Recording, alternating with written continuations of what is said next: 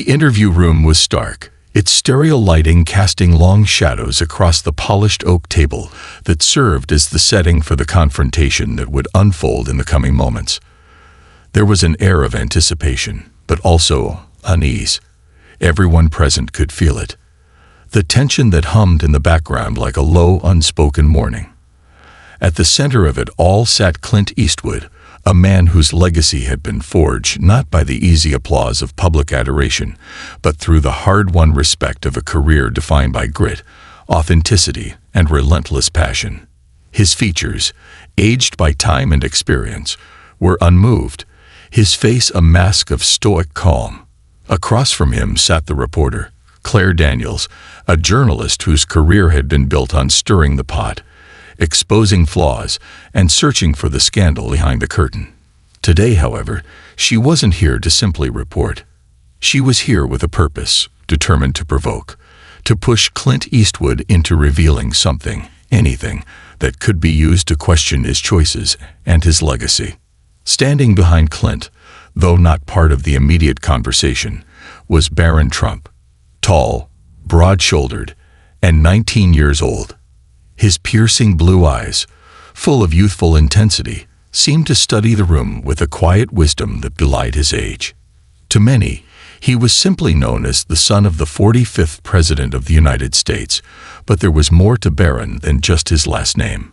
He had a rare quality, an ability to stand quietly in the midst of chaos and see through the noise, something Clint had noticed and, over time, helped shape. Clint had been more than a mentor to Barron.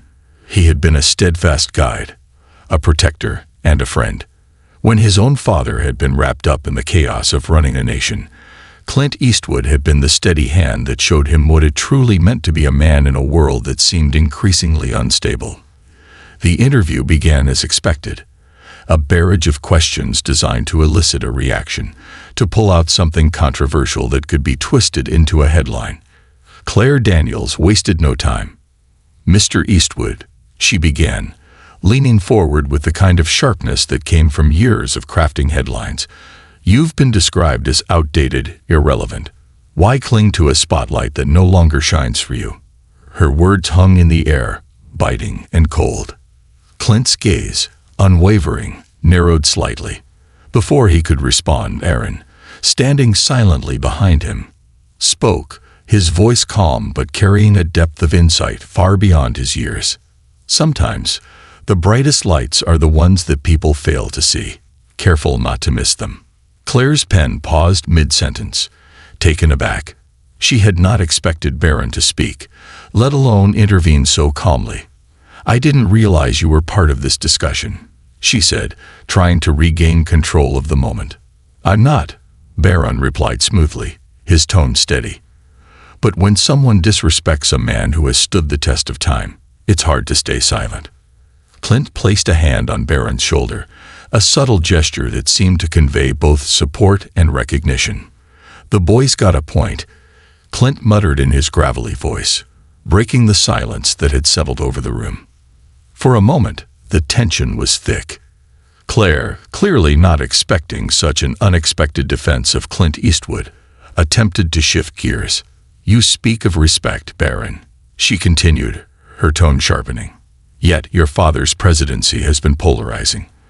What makes you think you can speak on matters of legacy and integrity?" Barron's jaw tightened, but his composure never wavered. "I speak because I've lived it," he said, his voice unwavering, "and because I've learned from people like Clint, who have earned their place in history, not by tearing others down, but by standing tall in their truth." Claire studied him for a moment. There was something about this young man that was different, something that set him apart from the usual media circus she was accustomed to. But she didn't relent. "Mr. Eastwood, there are rumors that you've used your influence to shield the Trump family. Care to comment?" Claire pushed, trying to expose what she believed was a crack in Clint's carefully constructed armor. Clint's eyes darkened, but he remained unflinching. "Rumors are like shadows," he replied coolly, his voice steady. "Empty until you give them light. I don't deal in gossip, Mom." But Claire, persistent as ever, wasn't done. She turned to Barron. And you, Barron, living in the shadow of your father's presidency can't be easy. How do you cope with being seen as just Donald Trump's son?" The room fell silent. For the first time, Barron's composure seemed to crack. His voice, though steady, was filled with a depth of emotion that cut through the air. "I'm more than my last name," he said simply, his gaze never leaving Claire's. "And people like Clint have shown me that legacies aren't given, they're earned. You want a headline? Write this. Respect isn't inherited, it's proven." The words hung in the air, reverberating in the room like a quiet storm. Claire, her pen frozen in midair, blinked, taken aback by the raw emotion in Barron's voice. The moment had shifted. This wasn't just an interview. It was something deeper, something that transcended headlines and agendas. Claire, clearly unprepared for this turn, tried to regain her footing. "Clint," she began again, "you've been described as the protector of a controversial family. Is that a title you're proud of? Or do you see it as a burden?"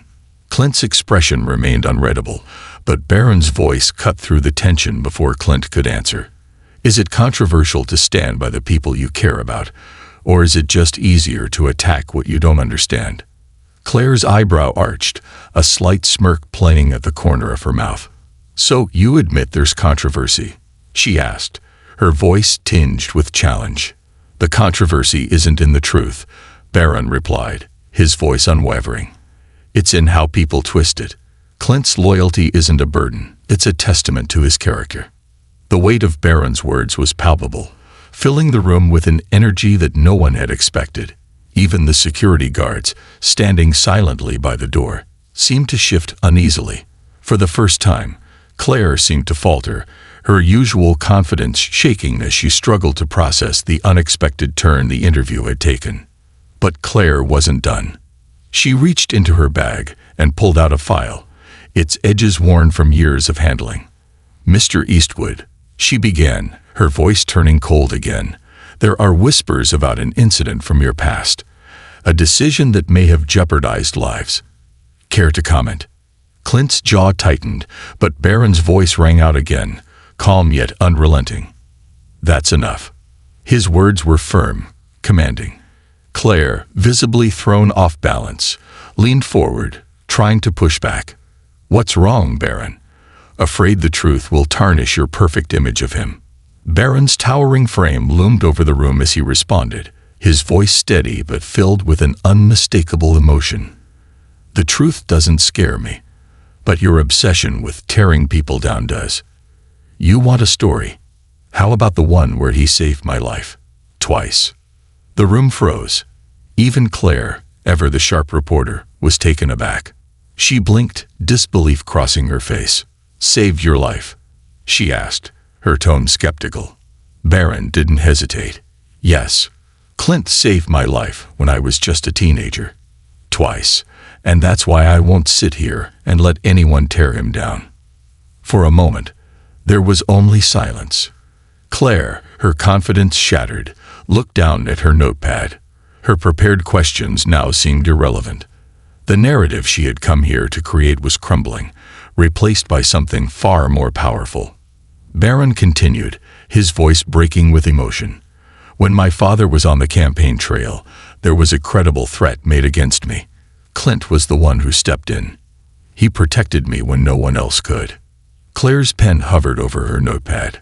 Her hands were trembling, not from the rush of breaking news, but from the weight of the truth that was unfolding before her. "Why hasn't this story ever been told?" she asked, her voice softer now. Clint, who had remained silent until this moment, finally spoke, his voice steady but carrying the weight of years of experience. "Because it wasn't about me. It was about keeping Barron safe." Barron's gaze hardened, but there was a flicker of pain in his eyes as he looked at Claire. "Do you know what it feels like to owe someone your life?" he asked quietly. "To know that if they hadn't been there, you might not be here today. It's a burden. A beautiful, humbling burden." Claire, her professional mask slipping, finally understood. She blinked rapidly, her voice barely a whisper. "I didn't know," she murmured. Barron nodded, his expression solemn. "Because you didn't ask. You came here with an agenda, but you never bothered to understand the truth." The silence in the room now felt heavy but not uncomfortable. It was the kind of silence that held weight, a silence filled with understanding, reflection, and a newfound respect.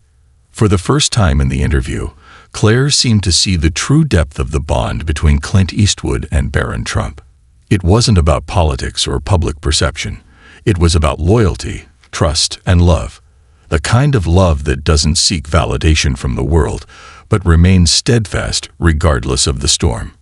As the interview continued, the dynamic shifted. Claire, moved by the raw emotion and strength she had witnessed, looked at Clint and then at Barron, no longer seeking to tear them down, but instead to understand the depths of their connection. The lesson was clear. True strength doesn't come from tearing others down. It comes from standing tall, protecting those you love, and embracing the responsibilities of the legacies we choose to build, not just inherit. And as the interview wrapped up, Claire couldn't help but feel a profound sense of respect for the two men sitting before her. The world might have expected scandal, but what she found was something far more remarkable.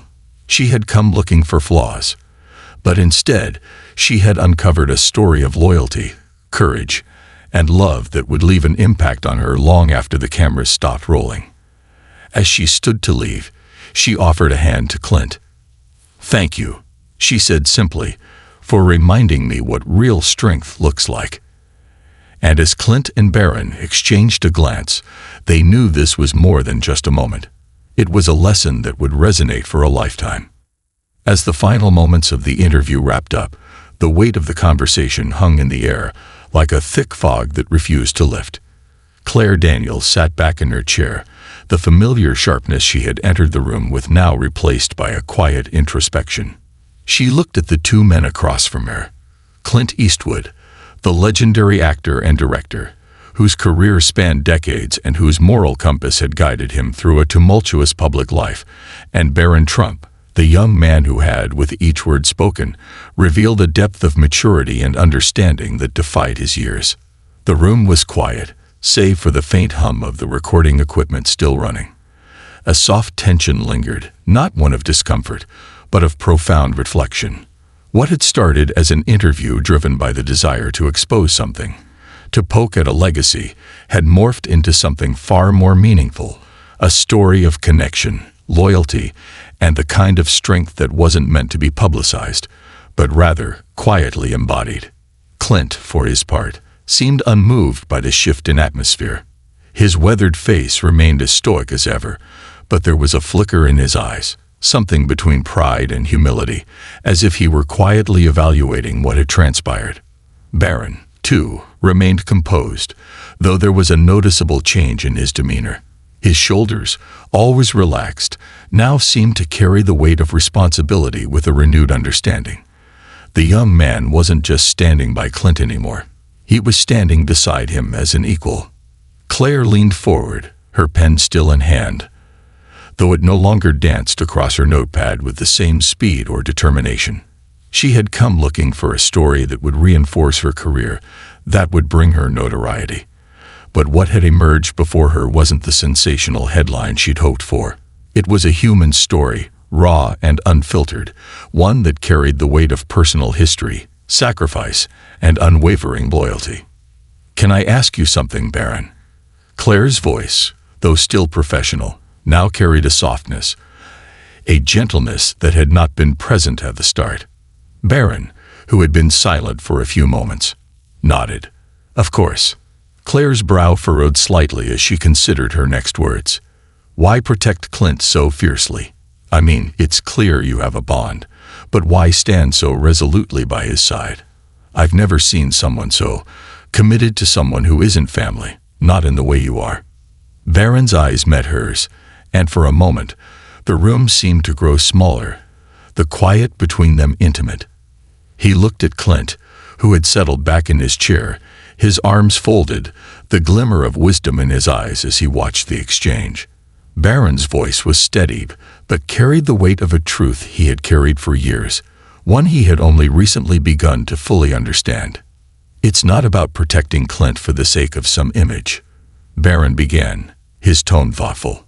"It's about recognizing the kind of person he is. I've had people in my life who've claimed to be there for me. Some of them were family. Some of them were supposed friends. But the thing is, they were there when it was easy, when things were going well, when there was praise and attention. But Clint's different." He paused, his gaze drifting to the floor as if searching for the right words to express something that had long remained unspoken. "Clint has been there in the moments when it wasn't easy. When my father was in the middle of his campaign, when the world was changing in ways none of us could predict, Clint stood by me not because it was convenient, but because he believed it was the right thing to do. He didn't do it for any reward, any recognition, any headlines. He did it because he understood that sometimes you have to stand up and be there for people when the world is watching. And when no one is watching." Claire listened, her pen now forgotten in her hand. She hadn't expected this kind of honesty, this kind of clarity. For the first time, she felt the stirrings of something new in her chest, not the rush of chasing a story, but the quiet understanding of a deeper truth. "And you," she said softly, turning her attention back to Clint, "you don't seek the headlines. Why?" Clint's weathered eyes met hers, and for the first time during the entire interview, his lips curled into a slight smile. "I've never been in this for the headlines," he said simply. "I've lived a long life. And in that life, I've learned that it's not the praise or the recognition that makes it worth living. It's the people you stand by, the lives you touch in quiet ways. That's what matters." Barron nodded, his eyes lighting up with a mixture of respect and admiration. "Clint doesn't need the world's applause. He's earned it already. What matters to him is being there for the people he cares about. And that's something I try to live by." There was a long silence after Barron's words. Claire, still processing the layers of truth that had been uncovered during the interview, felt the weight of it all settle on her shoulders. For the first time in her career, she wasn't sure what the next step should be. The prepared questions she had brought with her, the angle she had planned to exploit, now seemed trivial. The deeper story she had discovered in this room was one that transcended headlines and controversy. It was a story of humanity, of loyalty, of love, the kind of story that didn't fit neatly into the box she had envisioned when she first walked into the room. As the cameras briefly stopped rolling, Claire stood, moving toward Clint and Barron with a newfound sense of respect. "I think," she said carefully, "I came here looking to tear something down. But what I found instead is something worth telling. Something real." Barron smiled, his gaze thoughtful. "Sometimes the real stories aren't the ones that are easy to tell," he said, "but they're the ones that matter the most." Clint nodded, his expression softening. "You're right.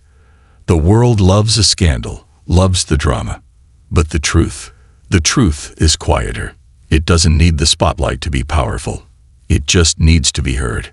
Claire stood there for a moment, processing the weight of their words.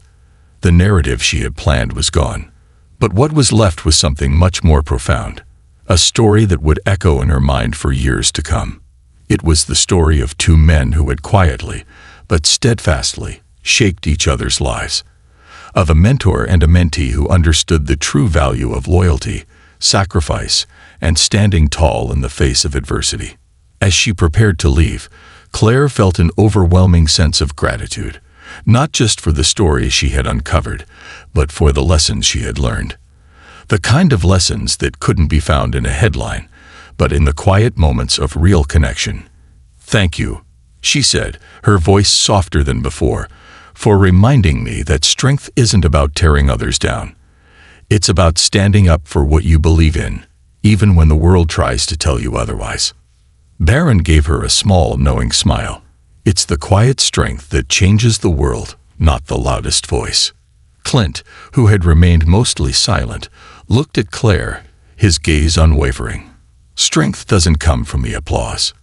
It comes from doing what's right when no one's watching." As she left the room, Claire couldn't help but feel a shift within herself. She had come looking for scandal, but she had found something much more important. A story of integrity, loyalty, and the kind of strength that only comes from standing by the people who matter, no matter the cost. It was a lesson she knew would stay with her long after the cameras stopped rolling. And as she walked out into the bright lights of the world outside, she realized that the story she had uncovered wasn't one she could sensationalize. It was one that needed to be shared with honesty, with respect. A story that deserved to be told, not for the clicks it would generate, but for the truth it would reveal. The truth that sometimes the most powerful legacies are built not on fame, but on love and loyalty. And that, perhaps, was the greatest story of all. The quiet reverberations of the interview continued to linger, even as Claire stepped out of the interview room. The world beyond the studio doors was filled with the hustle and bustle of an ever-moving, ever-demanding media machine. Yet in her mind, there was a stillness that refused to dissipate. She had entered the room with an agenda: to unearth a story that would cement her place as a hard-hitting journalist, the kind who exposed cracks in the facade of public figures. Instead, she had uncovered something far more complex and, in its own way, far more powerful. As she walked down the corridor, her mind churned, but the certainty she had walked in with now felt hollow. She had come for scandal, for controversy, for the stories that would generate clicks and headlines. But in the course of just a few hours, the lens through which she viewed the world had shifted dramatically. What was it about the quiet strength of Clint Eastwood and Barron Trump that had upended everything she had believed about the pursuit of a good story? Her thoughts were interrupted by the hum of her phone vibrating in her pocket. It was a message from her editor, a short note simply reading, "Claire, what did you find? What's the angle?" Claire paused in her tracks, staring at the screen. The usual rush of excitement she felt when she received a prompt from her editor was absent. She had been expecting this message, of course. This was the nature of the job. But now, staring at those words, she realized just how much had changed in such a short period. The angle she had imagined for the story was no longer the one she believed needed to be told. She wasn't sure how to explain what had unfolded in that room, but she knew one thing: it wasn't about writing for the clicks anymore. A moment of introspection passed, and with a deep breath, she began typing her response. It's not about what you think. It's not about scandal, about tearing people down. It's a story of loyalty, of protection, of something deeper than anything the public usually sees. I'll explain more when I get back. She hit send and slipped her phone back into her pocket, her heart heavy with the weight of her decision. She had just made a choice that could reshape her career. But in that moment, it felt like the only right one. Back in the interview room, Clint and Barron remained seated, their conversation quiet but purposeful. The energy in the room had shifted so dramatically that it was almost as if the very air they breathed was different. It wasn't the frantic buzz of reporters outside, nor the noise of a media circus that they were attuned to. It was the deeper understanding that, though they had spent hours together in front of the camera, the real work had been done in the silences between words. Barron, who had been largely reserved throughout the interview, now seemed lost in thought. His gaze turned outward as if reflecting on the conversation they had just had. He had been speaking from the heart, not from any script or preconceived notion of what the world expected him to say. In that interview, in front of the cameras and microphones, he had peeled back the layers of a persona that often felt weighed down by the expectations of others, showing the world a side of him that only a few close people ever truly saw. Clint, for his part, had remained the ever-composed figure, the veteran of the media world who had faced far greater challenges than any interview could present. But even he couldn't deny the subtle shift that had taken place. He knew the weight of loyalty, of standing beside someone when the world was waiting for you to fail. And he also knew the importance of silence, of letting actions speak louder than words. That's why, despite the barrage of questions and criticisms, he had never wavered in his commitment to his godson. It was a bond that went far beyond the superficial narratives of politics and fame. "I'm proud of you, kid," Clint said, his voice low but filled with sincerity. "You've got a way of seeing the world that most don't. That's something special." Barron's lips curled into a small, appreciative smile. He appreciated Clint's words, but he knew better than anyone that the real power lay not in the praise, but in the lessons passed down. In the quiet moments of reflection, in the ability to understand the weight of responsibility. "It's not about the praise, Clint," Barron replied softly. "It's about knowing what's right, and standing by it when no one else will." Clint nodded, a glimmer of pride in his eyes. He had seen this young man grow, not just in stature, but in wisdom. What had once been an awkward, uncertain teenager had transformed into someone capable of understanding the complexities of the world and standing strong in the face of adversity. The door opened, and Claire re-entered the room, her steps slow and deliberate. There was something different about her now. The sharpness in her eyes was tempered by something deeper, something more contemplative.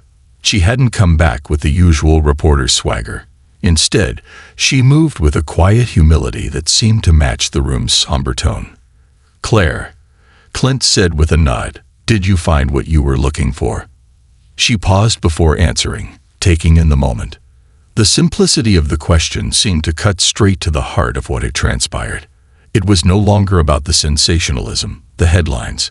It was about what lay beneath the surface, in the spaces between the words. "No," she said, her voice steady, though quieter than usual. "I came here looking for a story about controversy, about scandal. But what I found was something else entirely. Something I wasn't prepared for." Barron's gaze never wavered from hers. "What did you find?" "I found a story about loyalty," she said, her voice softening with sincerity.